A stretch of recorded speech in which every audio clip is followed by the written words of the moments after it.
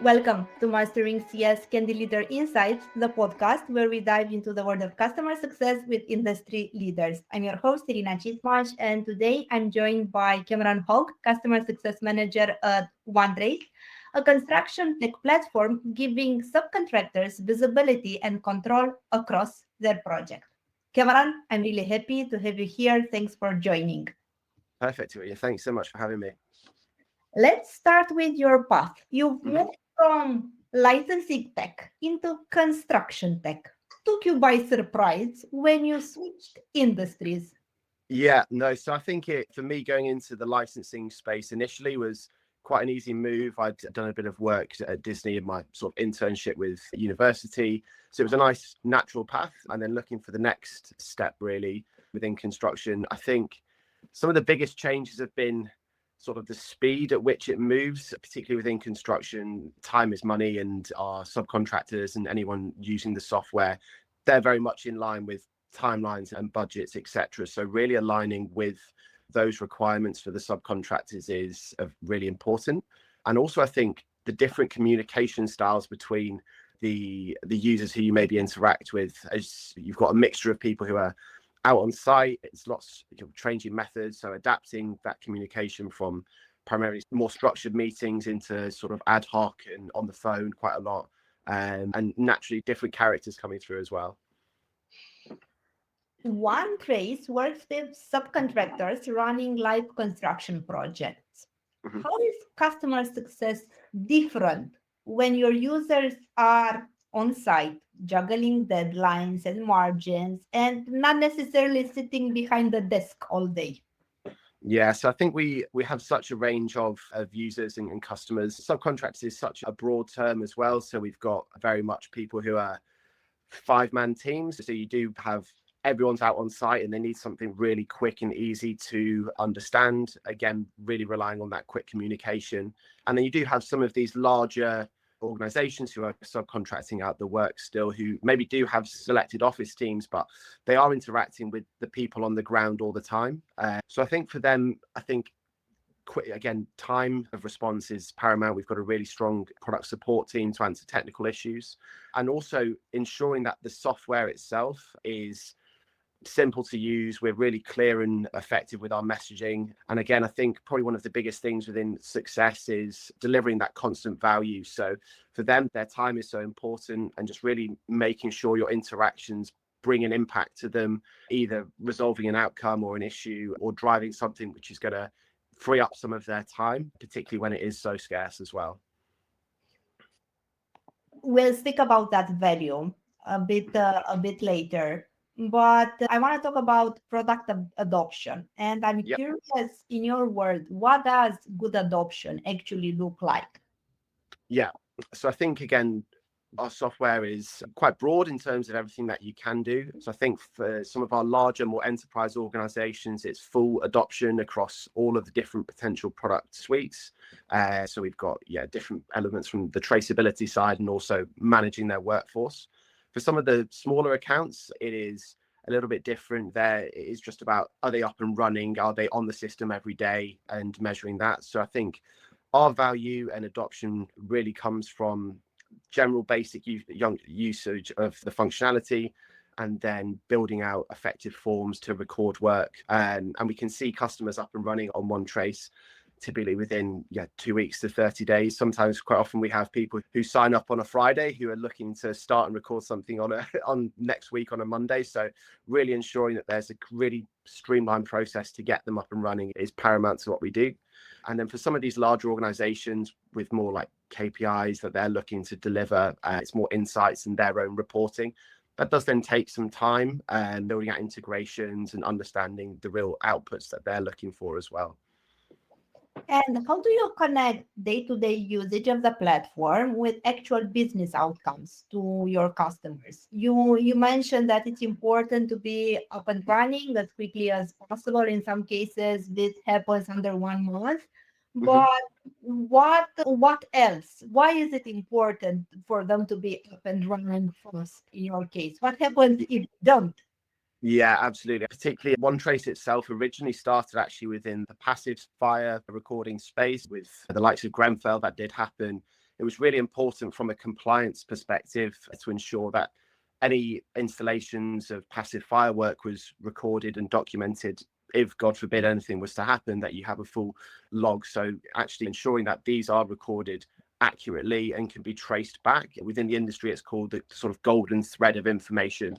So it's both a legal requirement, so for them it's paramount from there, but this industry as well is again running on timelines. So providing for them to be up and running ensures that they can then get payment on their invoices quicker. It's about driving cash flow through their own businesses, through being able to evidence work, quickly make amends if somebody on site isn't in the right place or isn't recording work. Having that visibility to be able to make quick changes and have that without, if you're running 10 different project sites, having visibility of what's going on to make those quick changes is really important. Again, if these are left to run, then there's potential compliance issues with regards to any accreditations that these users may have, or also in terms of the end output in terms of for them receiving money as well. A lot of CS advices assumes customers are tech savvy. How do you drive this adoption and create the product stickiness into organizations where users may not see themselves as software people? Not, I assume that construction is not one of the. Yeah. I think as well, when it comes through the sales process, that's typically one of the most heard things is that, we're not particularly technically savvy. For them, it's about simplicity of use as well. And I think what we really drive on is building a software. One of our values is building a software that is the simplest to use within sort of the construction space. We've had feedback from users on site that almost if you can use WhatsApp, then you can likely use OneTrace, at least for recording work, which I think is a really nice feedback from them. But I think communication style is really important, particularly within CS here. If you try and overcomplicate and go down a sort of technical explanation of some of these outcomes and how to use a software, it can really overwhelm the users. So breaking it down into bite-sized pieces and making it relatable to the actual on-site outcomes that they're looking to, again, working out what their on-site terminology might be, how that maybe marries up into what we have in our own system. And also then for any driving back, for them to realize the outcomes, they still understand efficiency, operations, and etc. So rather than looking at engagement stats necessarily of how long a user's been active, it's how long there's an inspection's taken a user to take place, the volume that they're able to complete in a period of time, or the time savings they've made when it comes to their end reports as well. I'm curious, what does it mean a successful CS organization in your case? How do you measure success internally? Through usage, project completion metrics, revenue retention? What's your North Star metric in CS?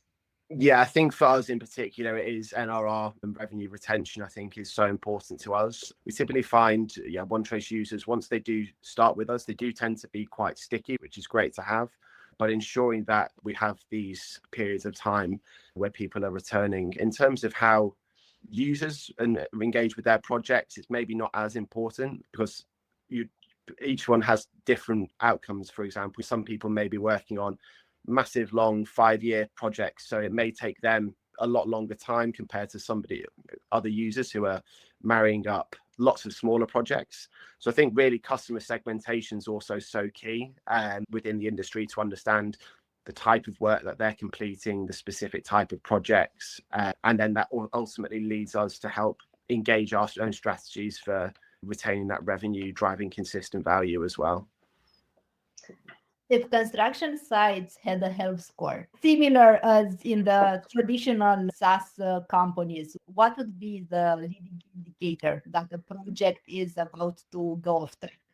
Yeah, I think lack of visibility, is how much visibility any sort of project leads have of the work that's going on. Without sort of construction software, some of these users typically have been very used to collecting photos on WhatsApp or pen and paper methods. So in terms of you don't have that immediate visibility of what's actually going on, it could take 2-3 months potentially for that to be fed back and reported on, looked internally. So they don't have the visibility to catch, as you say, where these maybe go off track. So there's lots of methods for them to be put in place. We've got uses like time tracking, so ensuring that your operatives are on site when they're meant to be, ability to QA and approve work remotely, so it frees up that time instead of needing a user on site. And again, if it's not picked up at the time, it results in revisits, which again is costing our customers further money. I think their own health score would be on how much visibility they have on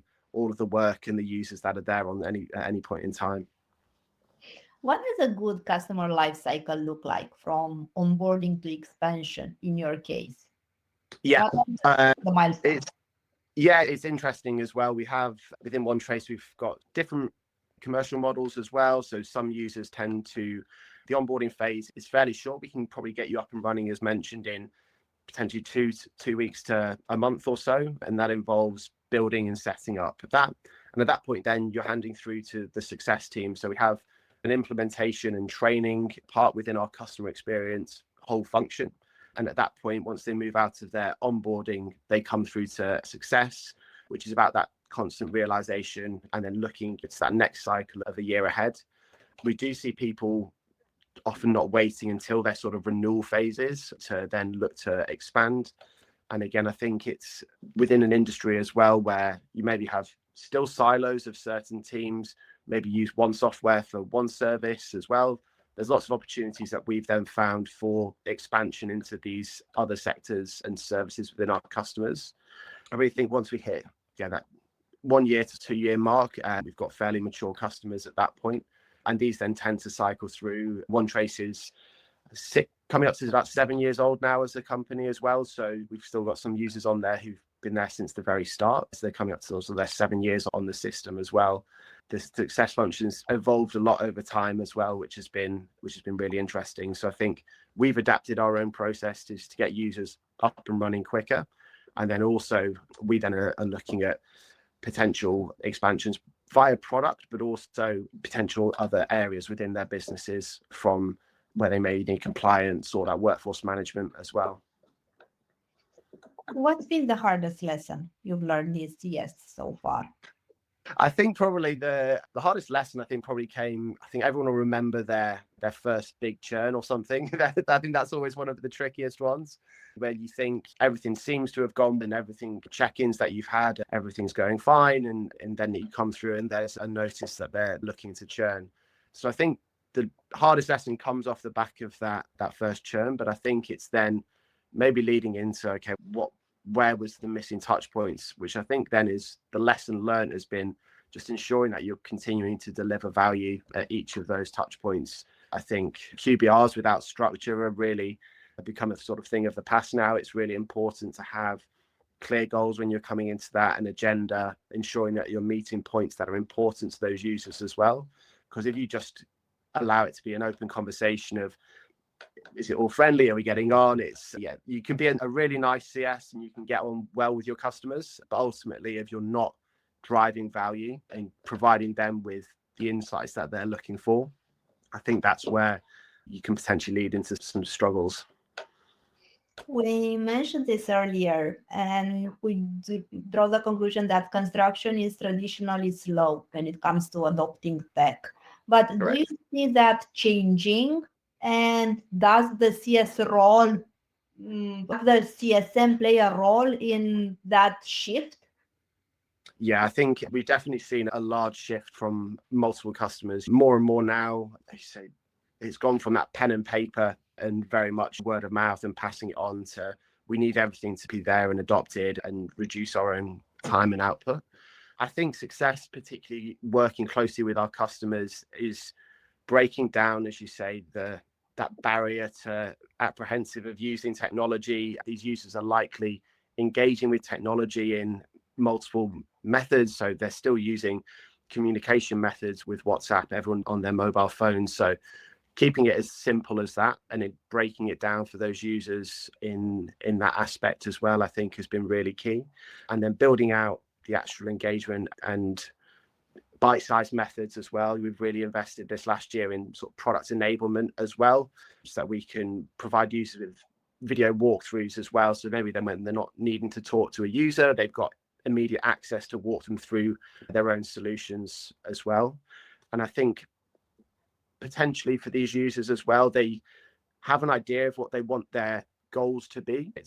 They're looking to reduce time, and maybe initially it's, okay, I'm still getting all of the information, but my job is just to make these reports at the end. But if we can free up a user's 2 or 3 days a month, potentially, that they're doing reports, it's there and available at the click of a button, and really present that back, that's when it also allows, I think, our users to evolve their own roles and have slightly more ambitious looks for the company as well.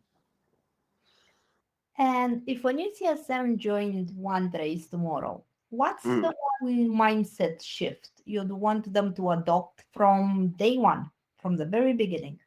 Yeah, I think it definitely would depend on the industry that they've come from. I think that learning to pick up the phone, I think, is one of the biggest ones. I think we've got very familiar nowadays with sending emails and looking maybe to meet people in person. But I think industry-wise, construction is very much people skills and using it that way. So pick up the phone, talk to your customers from there, and also don't let it get to these end touch points or the structured ones to require you to reach out to a customer. If you notice something, whether it's through you've noticed a drop in the number of projects that they're picking up, or a potential lower usage, then reach out and try and understand where that may be coming from.